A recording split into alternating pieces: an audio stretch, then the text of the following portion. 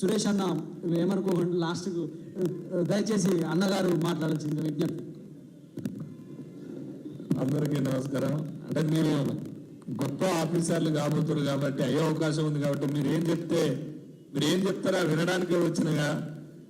ఆ బాధ ఏంటంటే సార్ గాలి సార్ వినో సార్, మీరు గ్రూప్ 1 లేకపోతే గ్రూప్ 2 గ్రూప్ సంబంధించినటువంటి వాటికి లీగల్ ఇష్యూలు పెట్టే బదులు అసలు రేవంత్ రెడ్డి సీఎం పదవి పెట్టబోయి ఓటుకు దొంగ కేసు ఏ విధంగా బయటకు వస్తుందో, దానివల్ల ఎలా విధంగా అన్నరుడైతాడో, ఎమ్మెల్యే పదవికి అన్నరుడైతాడో దానికి మీరు లీగల్ సంబంధించిన వాటి మీద దృష్టి పెట్టండి. ఎందుకంటే 30 లక్షల మంది గోస పెడుతుండు.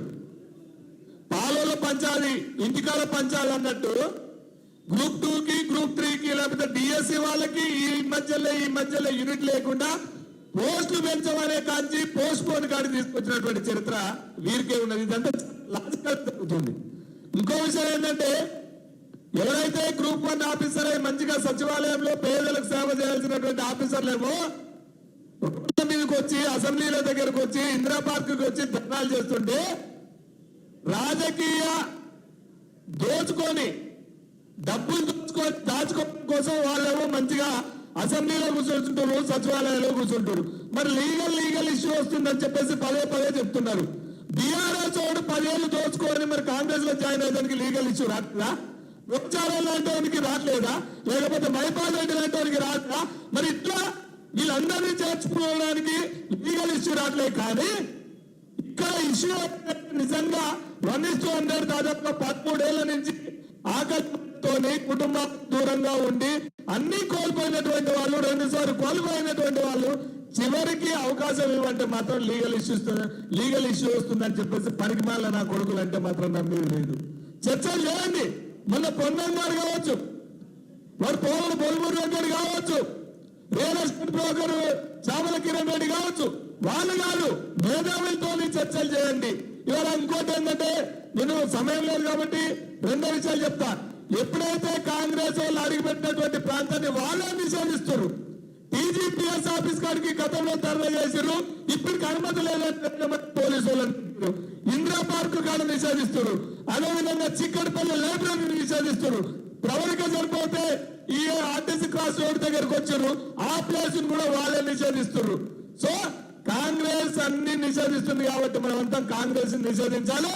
ఈ రాజకీయాలు చేయడానికి రావట్లేదు. మేము ఖచ్చితంగా ఈ గ్రూప్ 1 సంబంధించినటువంటి 1:100 ఇవ్వడం కోసం అన్ని పార్టీలను కలుపుకొని మీ తరఫున యుద్ధం చేయడానికి వేదికగా మేము ఉంటామని చెప్పేసి ఇంతకుముందుకు వినయ్ సార్, అశోక్ అన్న చెప్పిండు. అదేవిధంగా మా మైపాలన్న చెప్పిండు. మా మైపాలన్న కూడా ఏదో ఉగ్రవాదిని లేకపోతే టెర్రరిస్ట్ చేస్తారు.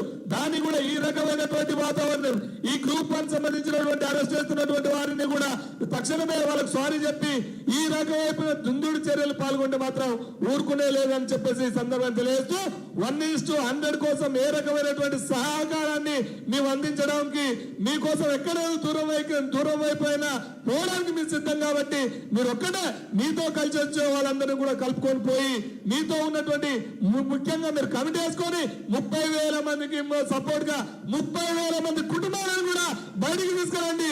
రేవంత్ రెడ్డి ఎందుకు ఇవ్వడం మనం చూద్దామని ఈ అవకాశం ఇచ్చిన ప్రతి ఒక్కరికి ధన్యవాదాలు తెలియజేస్తూ సెలవు తీసుకుంటాం. Thank you. సురేష్ హలో, యాక్చువల్గా నేను ఇక్కడ జనార్దన్ అన్నకి గ్రూప్ 1 విద్యావంతులు నేను చాలా కష్టపడుతున్న అన్నకి స్వాగతం. రండి ఇక్కడ రండి. చాలా కష్టపడుతుండు పాపం అన్న, నిర్బంధాలు ఎదుర్కొండు కాబట్టి నిర్బంధంతో ఇప్పటిదాకా రాలేకపోయిండు. కాబట్టి అన్నకు స్వాగతం సుస్వాగతం. గ్రూప్ 1 అభ్యర్థి పోరాట యోధుడు. హలో అండి, నేను ఒక ప్రైవేట్ స్కూల్ టీచర్ని. ఆ తర్వాత ఒక తల్లిగా నా ఆవేదన చెప్పడానికే అసలు ఇక్కడ ఏం జరుగుతుంది ఏంటి అని నేను ప్రతిరోజు చూస్తున్నాను. మైపాల్ యాదవ్